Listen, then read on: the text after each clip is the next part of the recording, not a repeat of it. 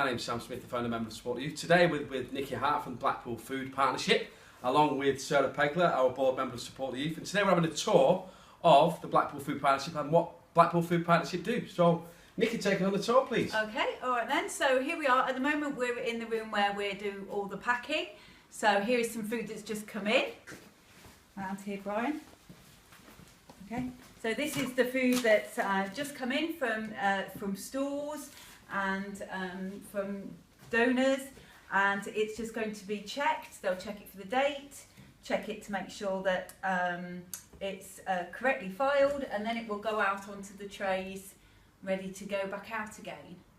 Fantastic. What kind of organisations do you actually deal with then, Nikki? So we collect from 4 supermarkets, chains now, and we go out to 38 organisations across Blackpool.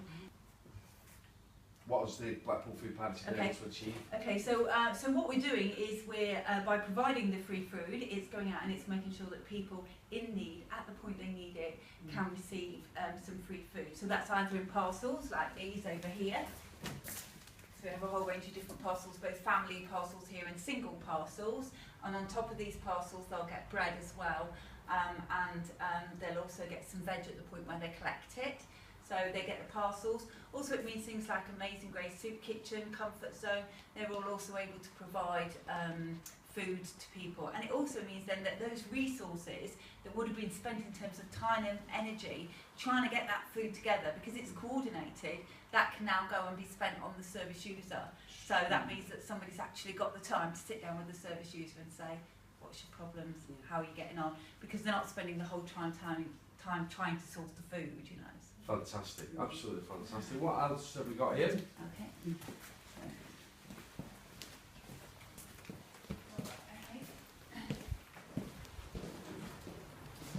So how many marginalised people do you think you provide for in a week?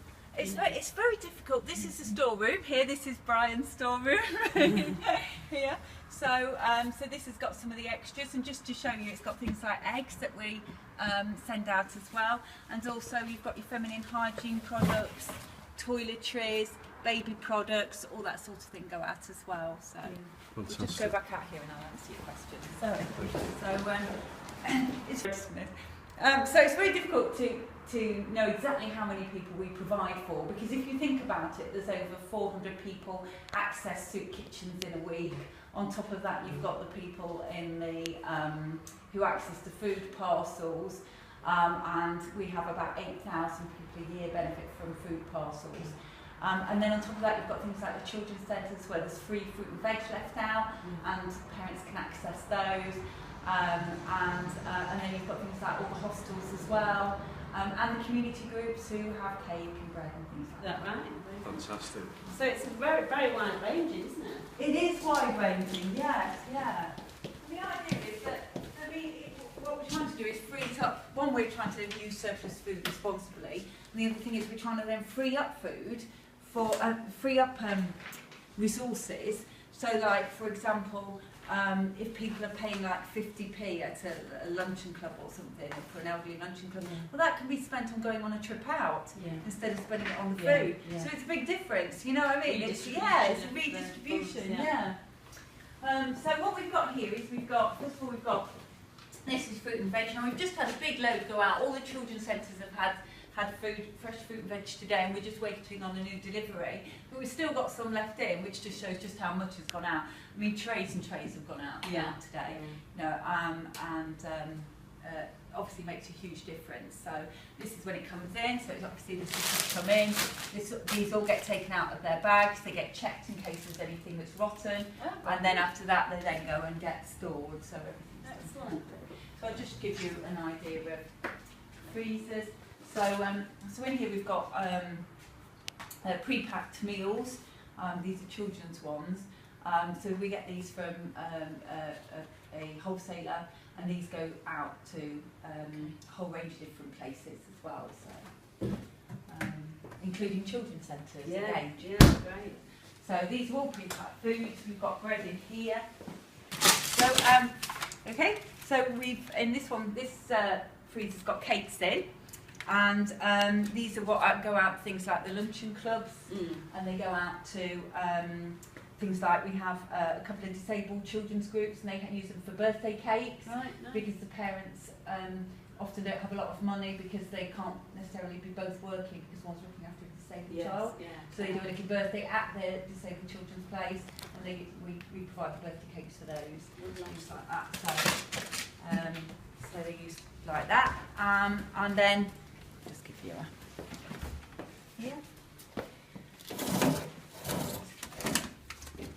Okay, so in here we've got the beginnings. We've just started taking dairy products, so this is really big for us. It's a really big step.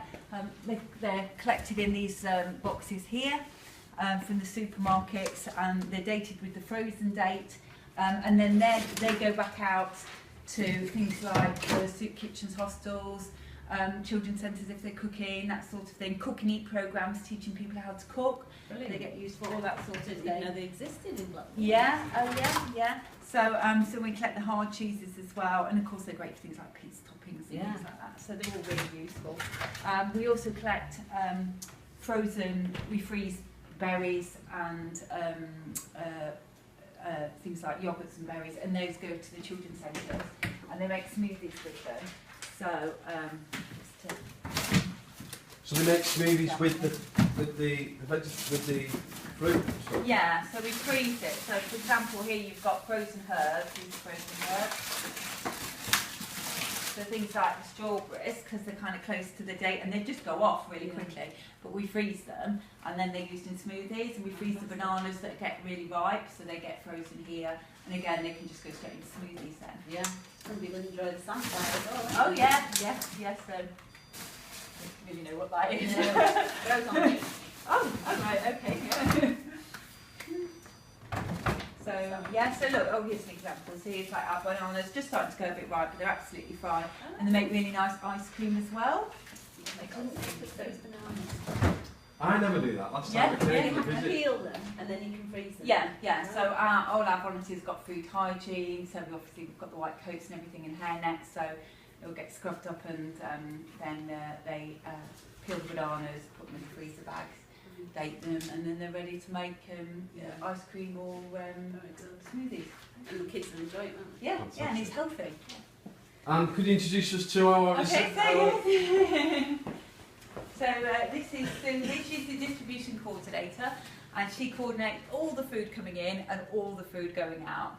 So it's all organised. She also kind of checks all the food hygiene processes she's responsible for, and for health and safety as well, with things coming in and out. Fantastic. Very You important. enjoying the job? Love my job. Lovely job. I love my job.